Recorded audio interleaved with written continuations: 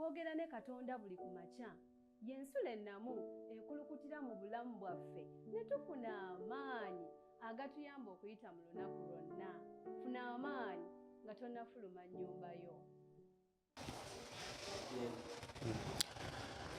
Omwagalwa alaba programu eno ensulo ey'okumakya ku TV yaffe eno Nganzi 3ABN kwanirizaako nnyo mu Mukama waffe Yesu Kristo.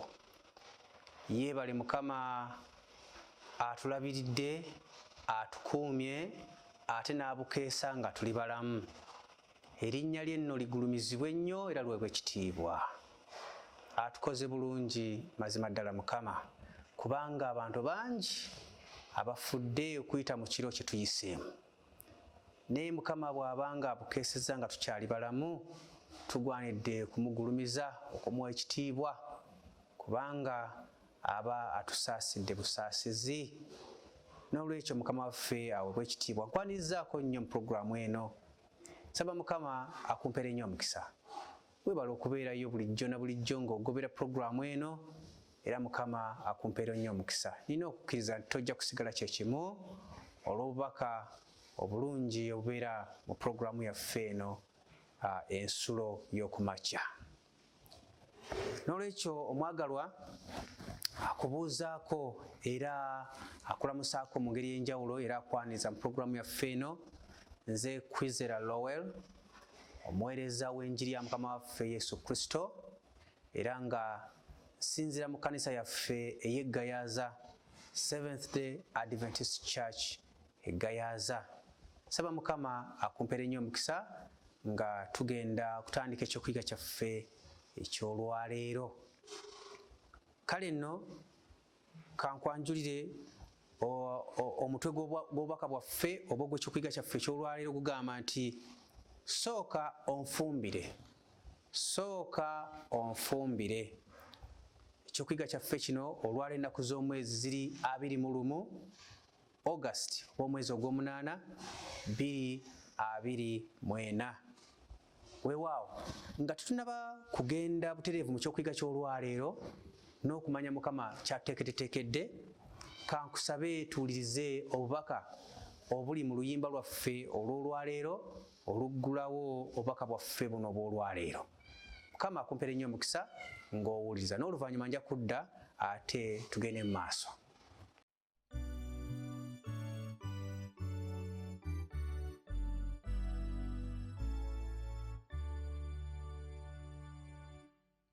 Olw'okukkiriza nyinza okulaba kwe mulokozi. Wulira kye nsaba, gyamu ebibi byonna, leka mbeere nawe mu mirembe. Ekisa kyo Yesu kimpa amaanyi go ndiwangula. Nga bwe wanfiirira, kkiriza kye nkuwa, obulamu bwange bukozese. Onyame Mukama olw'okutegeera kigambo kyo. Mwoyo gw'okumere nange nasomanga, ndyoke nkulabe nga mu kitabo. Wano ndi mu kabi, n'olwekyo sembera kumpi nange. Watenga mu ngalo, neema oku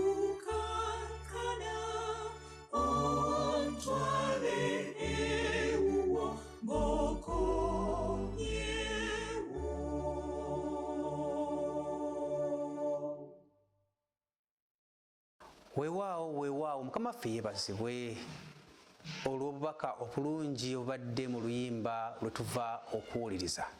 Mukama waffe awebwa ekitiibwa era mazima ddala obubaka obwo butukoze bulungi. Kaakati nga bwe nakwanjulidde, obubaka bwaffe obw'olwaleero buliko omutwe ogamba nti sooka onfumbire, sooka onfumbire. Awo Eriya n'amugamba nti totya, genda okole nga bw'oyogedde, naye sooka obunfumbiremu akagaati okaleete gye ndi, oluvannyuma weefumbire wekka n'omwana wo. Ebigambo ebyo bye bigguzaawo obubaka bwaffe obw'olwaleero, ekyawandiikibwa ekyo nga kivudde mu Bassekabaka ekisooka essula 17 ate n'olunyiriri olw'13. Naye katusooke tuweeyo okusaba. Taata waffe omukulu ow'omu ggulu, ogulumizibwe ennyo, oweebwa ekitiibwa emirembe gyonna kubanga osaanidde. Tweyanza nnyo Mukama kubanga otukuumye, otulabiridde era otukoze bulungi. Naddala bw'obukeesezza nga tuli balamu. Mukama erinnya ligulumizibwe nnyo era liweebwa ekitiibwa.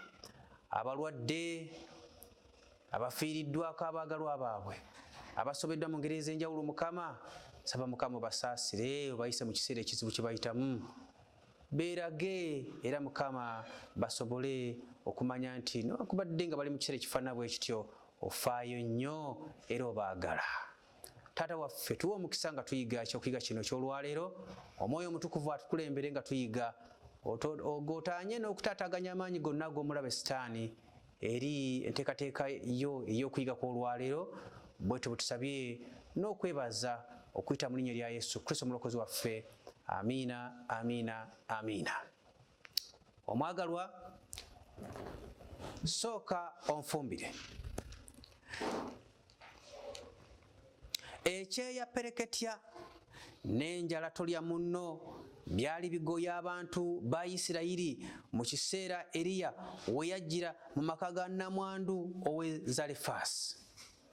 Awo bwe yatuuka ku wankaaki w'ekibuga, laba omukazi nnamwandu ng'ali eyo ng'alonda enku, n'amuyita n'ayogera nti, nkwegayiridde nkimire otuzzi mu kibya nnywe.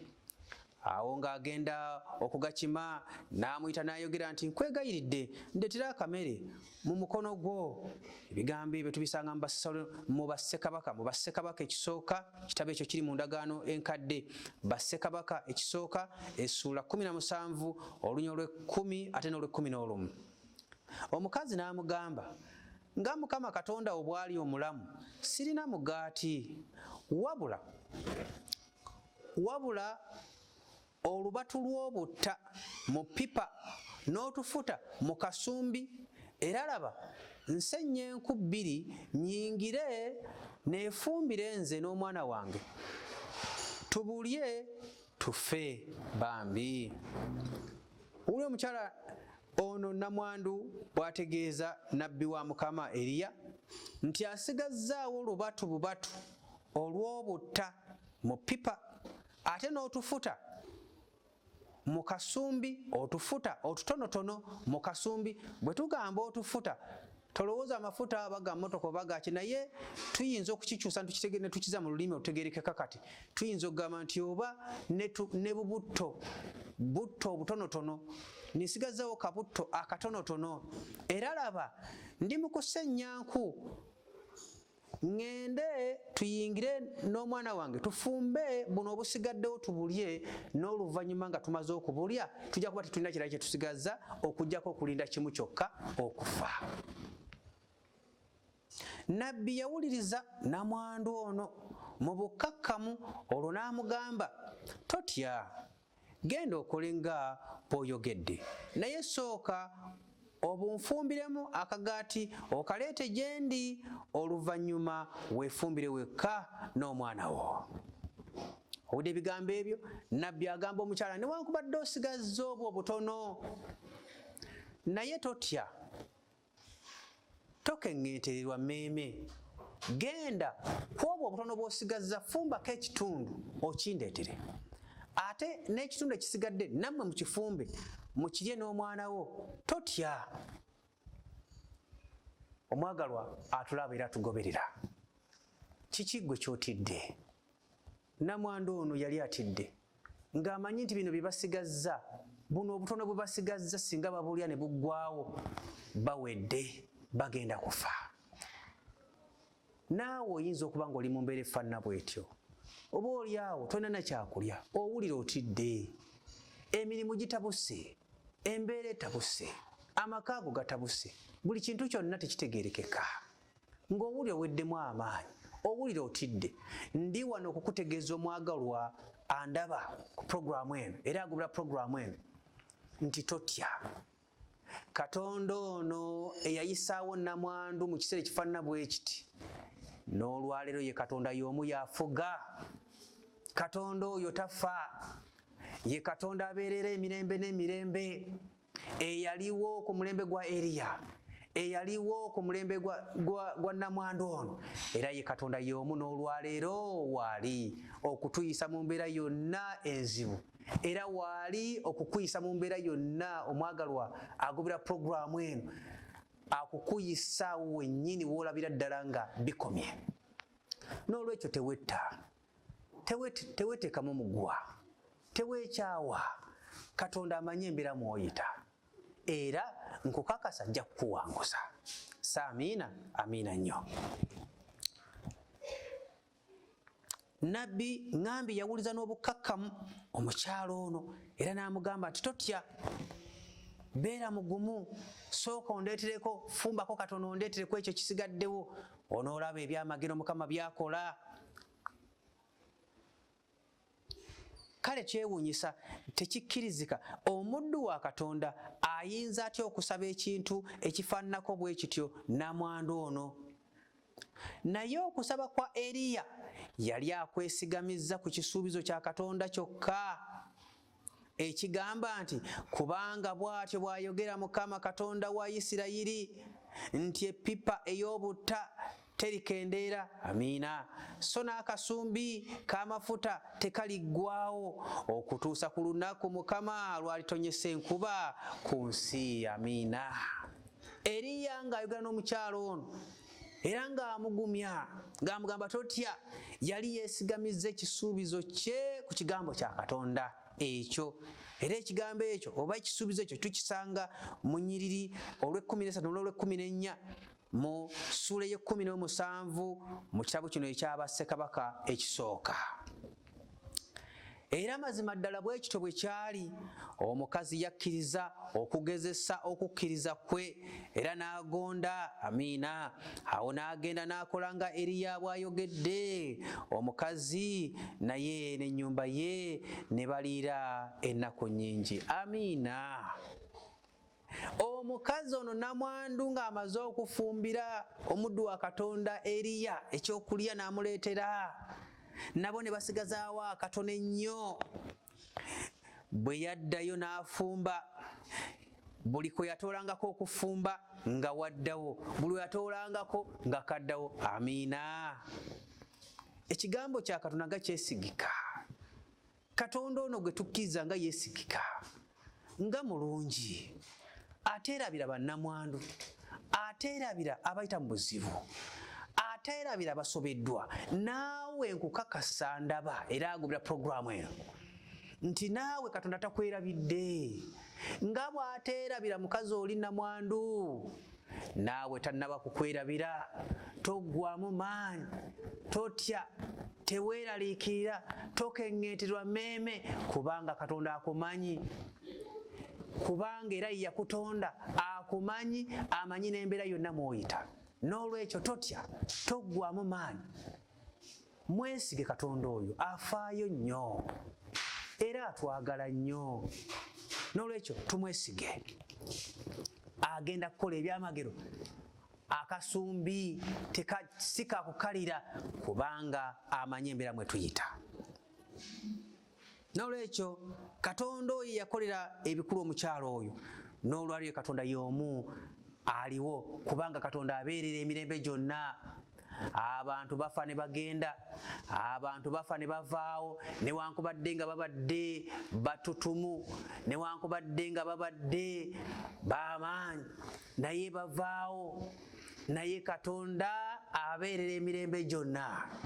Naye bwe tumwesiga ne tumwagala ne tumugoberera ne tumuwa obulamu bwaffe, mazima ddala Katonda oyo naffe ekiseera kijja ajja kutuwa obulamu obutagwawo, nga naffe tetufa, nga naffe tubeerera emirembe gyonna, nga naye bw'abeera emirembe gyonna. Mukama waffe yeebazibwe. Okusooka okwerowoozaako tubeera tusazeewo mu bukyamu, kubanga ku nkomero ya byonna Mukama Katonda mwe tusanga obukuumi bwaffe. Emboozi eno etuyigiriza ku lw'obulungi bwaffe era ng'ekyokuddamu eri okwerowoozaako nti Katonda talekerangaawo kukaayanira kifo kye ekisooka mu bulamu bwaffe.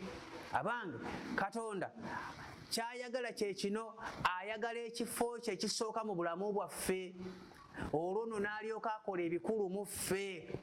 Katonda ono gwe njogerako y'alina okusooka mu bulamu bwaffe, si y'alina okusembayo. Naye ekyakabi kye kino nti abantu bangi Katonda bamusembyayo busembya mu puroguramu zaabwe, mu nteekateeka zaabwe. Naye Katonda y'alina okusooka mu byonna bye tukola, mu nteekateeka zaffe, mu bulamu bwaffe. Ye yekka alina okusoosowazibwa. Olwo ebirala ne biryoka bigoberera, kubanga bwe tumusoosa olwo akola ku byetaago byaffe, akola ku nsonga zaffe, kubanga azimanyi n'okusinga ffe bwe tuzimanyi oba bwe tuzirowooza. Ellen G. White mukyalo ono kyava agamba ebigambo bino: bangi tebalekerawo Katonda mwagaanya abalabirire, olwo Mukama n'atabakolera bingi kubanga tebamuwadde mukisa.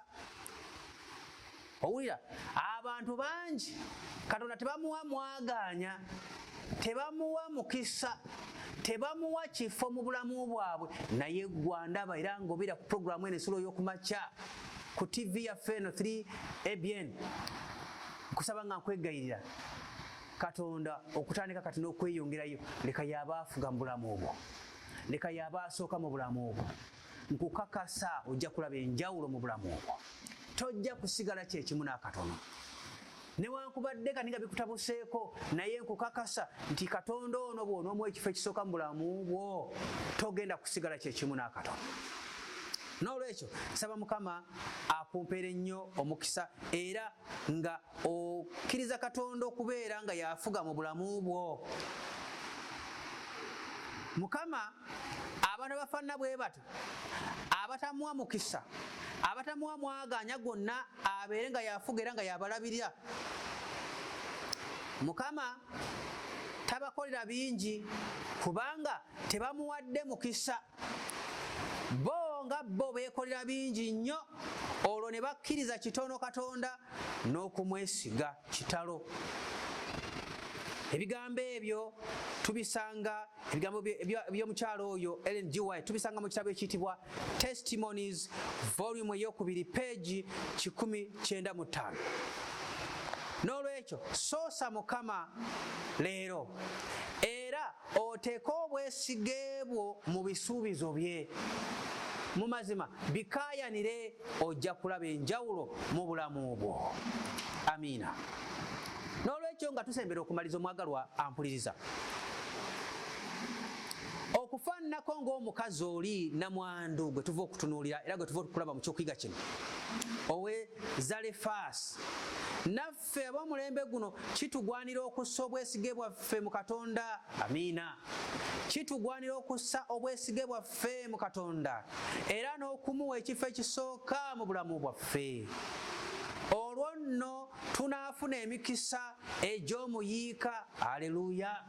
Tunaafuna emikisa egy'omuyiika mu maka gaffe, mu bulamu bwaffe, mu bizinesi zaffe era ne mu nteekateeka zaffe zonna.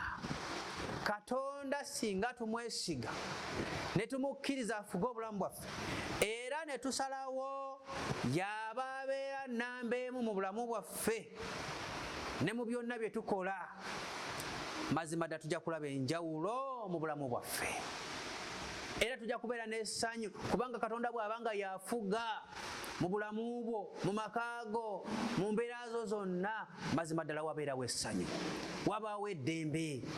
N'olwekyo abantu bangi bayita mu kunyigirizibwa, abantu bangi bayita mu kusoomozebwa okutagambika, naye lwakuba Katonda bamusudde ebbali. Naye nkusaba nga nkwegayirira Katonda mufuule namba emu mu bulamu bwo. Leka y'abasooka mu byonna mu nteekateeka zo zonna, ogenda kulaba enjawulo era amazima ddala tojja kwejjusa. N'olwekyo